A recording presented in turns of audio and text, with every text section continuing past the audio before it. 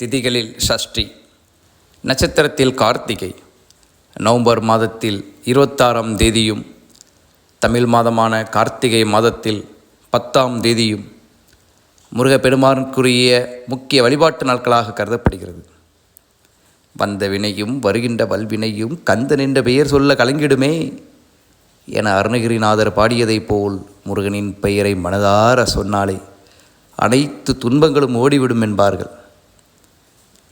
சஷ்டியில் இருந்தால் அகப்பையில் வரும் என்பதால் பலரும் குழந்தை இல்லாதவர்கள் குழந்தை வரம் வேண்டி சஷ்டி திதியில் விரதம் இருப்பதும் மரபு. அது மட்டுமல்லாது வளர்பிறை சஷ்டியில் முருகனை வழிபட்டால் இன்னும் பல்வேறு சிறப்புகள் நடைபெறும் என்பதும் பாரம்பரியமான நம்பிக்கையுமாகும். மேலும் முருகப்பெருமானுடைய அன்பினை பெற மாதந்தோறும் வரும் சஷ்டி திதிகளில் விரதம் இருந்தால் சிறப்பான வாழ்வு அமையும், தடைகள் விலகும், மனதில் தைரியமும் பலமும் அதிகரிக்கும். அது மட்டுமன்றி முருகனுக்கும் நமக்கும் இடையேயான தொடர்பு அதிகமாக பலப்படும்.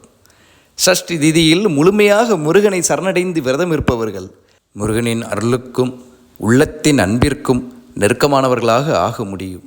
சஷ்டி என்பது சந்திரனின் இயக்கத்தை அடிப்படையாக கொண்ட இந்து கால கணிப்பு முறையில் 15 நாட்களுக்கு ஒரு முறை சுழற்சி முறையில் வரும் ஒரு நாளை குறிக்கும். இந்த நாட்கள் பொதுவாக திதி என்னும் பெயரால் அழைக்கப்படுகிறது. அமாவாசை நாளையும் பௌர்ணமி நாளையும் அடுத்து வரும் 6வது திதி சஷ்டி ஆகும். ஷட் எனும் வடமொழி சொல் 6 என பொருட்படும்.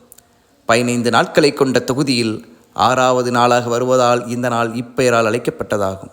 30 நாட்களை கொண்ட சந்திர மாதம் ஒன்றில் அமாவாசைக்கு அடுத்த நாள் முதல் பௌர்ணமீராக உள்ள சுக்கிலபட்சம் எனப்படும் வளர்பிறை காலத்தின் 6வது நாளும், வளர்பிறையை அடுத்து வரும் நாளில் இருந்து அமாவாசை முடிய உள்ள கிருஷ்ணபட்சம் எனப்படும் தேய்பிறை காலத்தின் 6வது நாளுமாக 2 முறை சஷ்டி திதி வரும்.